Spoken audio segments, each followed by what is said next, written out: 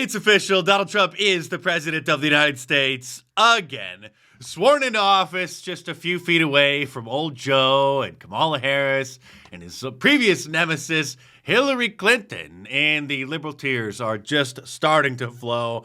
And it's going to be a flood along with a tsunami of fake news like this absolutely ridiculous post from the London Telegraph showing pictures of Donald Trump's 2017 inauguration crowd and the, quote, crowd from today, even though they failed to note that the ceremony this time around was held inside the Capitol because it was absolutely freezing outside. But that didn't stop John Fetterman, senator from Pennsylvania, from wearing gym shorts and his trademark hoodie and sneakers to the inauguration. Seriously, there he is inside the rotunda. Now listen, I could understand not wearing a tie. I hate wearing ties. When I was visiting the White House, when I had a chance to meet President Trump back in 2019, I didn't even wear a tie for that. But I did wear a sports coat at least. CBS's Gail King, who is a black woman, was very upset that there weren't enough black people in attendance. You guys, I have to say, I'm looking at this crowd. I do not see many people of color. Has anybody else besides me observed that? I'm fascinated by why that is. Sorry, lady, us normal people weren't paying attention to such ridiculous things. But you go on and obsess over your DEI. But it's not going to matter because now the official policy of the United States government is to not pay attention to any diversity, equity, or inclusion quotas or kooks. This week, I will also end the government policy of trying to socially engineer race and gender into every aspect of public and private life. About time. Thank you, sir. We will forge a society that is colorblind and merit-based.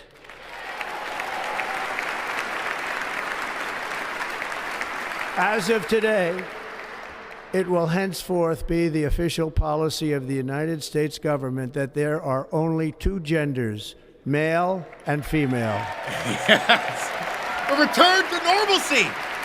Thank God.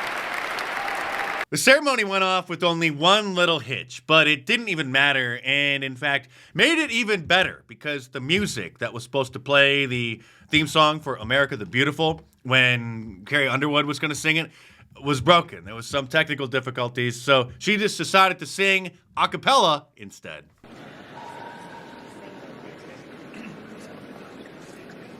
You know the words, help me out here. Oh, beautiful for spacious skies, for amber waves of grain, for purple mountain majesties above the fruited plain. America, America, God shed his grace on thee and crown thy good with brotherhood from sea to shining sea.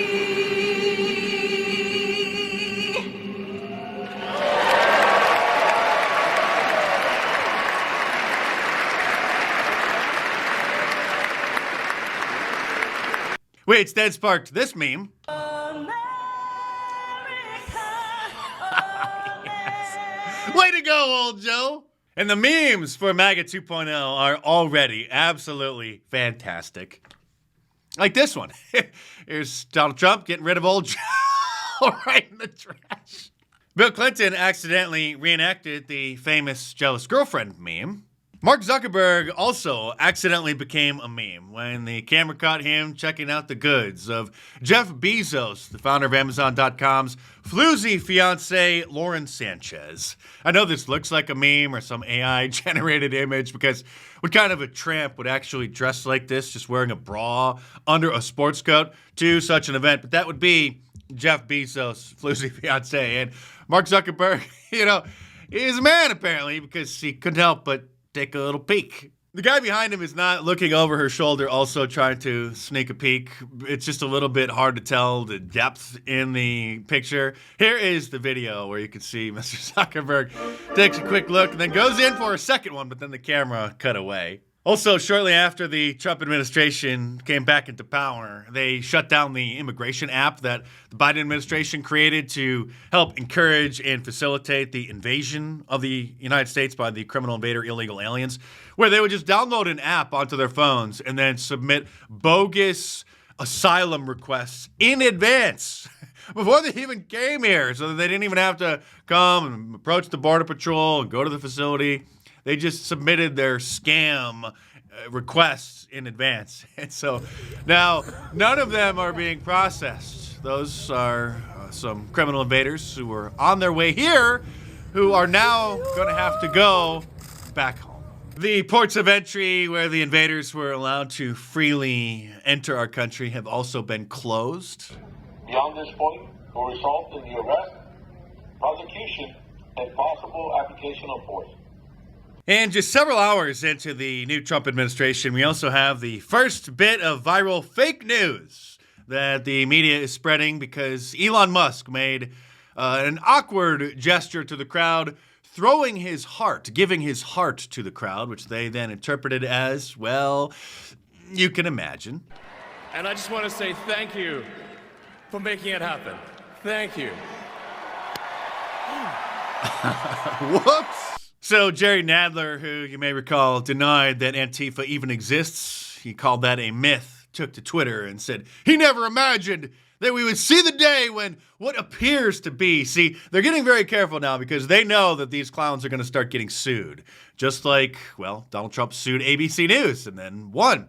He says he never thought he'd see the day when what appears to be a Hitler salute would be made behind the presidential seal. This abhorrent gesture, blah, blah, blah, blah, blah, fake news, paranoia, nonsense. And dozens of executive orders undoing the damage that the Biden administration waged on our country have already been signed. Sure. The first item that President Trump is signing is the rescission of 78 Biden-era executive actions, executive orders, presidential memoranda, and others. Biden-era errors. Fixed. Thank you, sir. Yes. Yes. And tonight I'm going to be signing on the J6 hostages, pardons.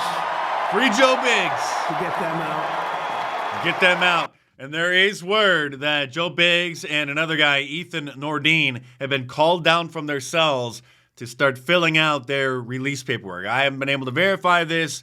This is what somebody had posted who has been following the January 6th cases fairly closely.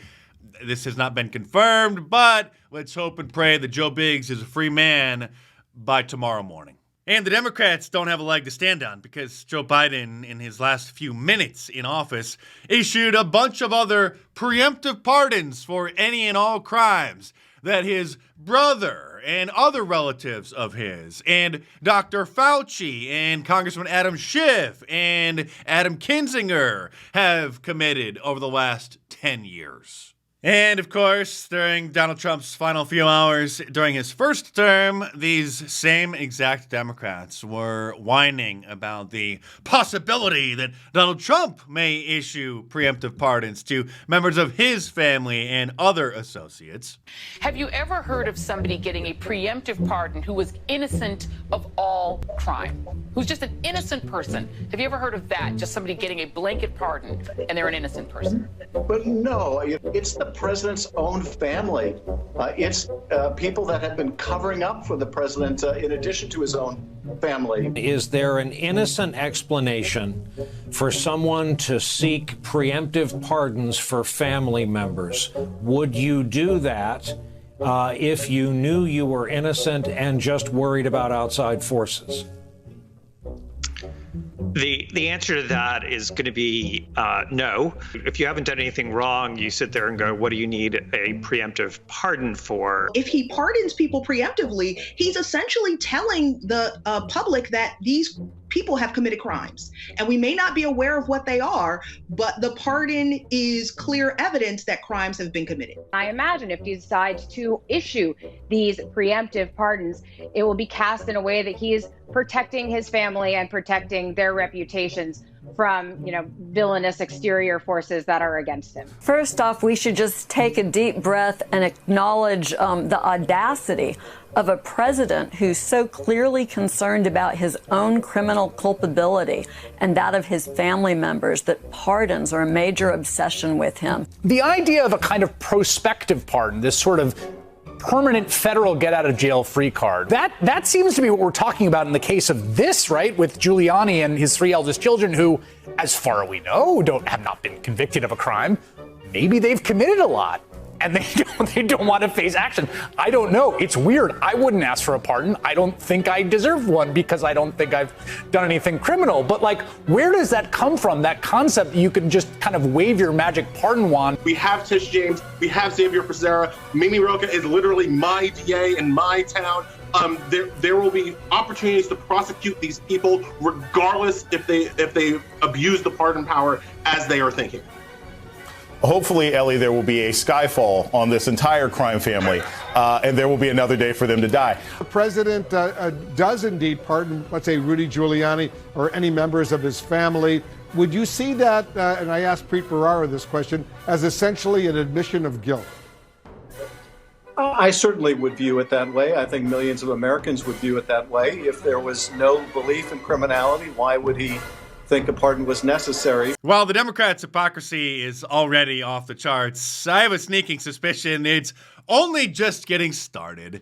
Something else that's just getting started is the 20% off sale from my online store, marktest.com, which you can get if you use the promo code ULTRAMAGA, one word, ULTRAMAGA at the checkout. So order your Liberal Tears mug, because you're going to need it. Your classic Trump fight shirt, the MAGA Mafia shirt, Teflon Don, sorry, no vacancy to port them all, or any of my awesome designs, all available in a t-shirt, long sleeve, and a hoodie, and a whole bunch of different colors as well. So head on over to markdice.com or click the link in the description below and check them out.